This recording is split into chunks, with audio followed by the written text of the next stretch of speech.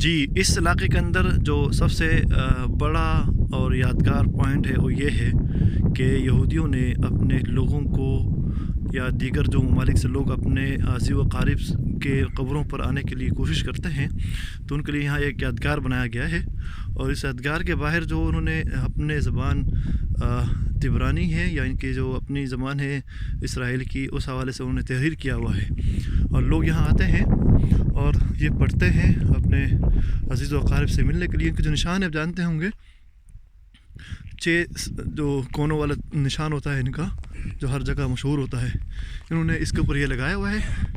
اور ساتھ میں جو ہے یہاں انگلش میں لکھا گیا ہے تاکہ آپ کو دیکھنے میں آسانی ہو. یہ ہسٹری ہے اس پوائنٹ کا، جو بتاتے ہیں کہ یہاں 30,000 یہودیوں کو زندہ دفن کیا گیا تھا.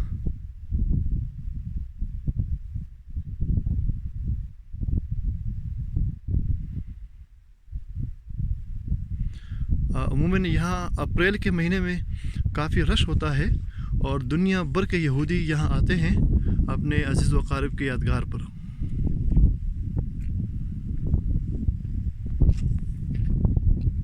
یہ اینڈ پہ لکھا گیا ہے central Jewish committee British zone. یہ علاقہ جو تھا آرمی، سامنے جنگل نظر آ رہا ہوگا ہے سامنے، یہ سارا جنگل جو ہے اس کے بیک پہ جو ہے برٹش آرمی کا کیمپ ہے، لیکن ابھی وہ کیمپ خالی ہوا ہے اور وہ کیمپ جرمن آرمی کے پاس ہے.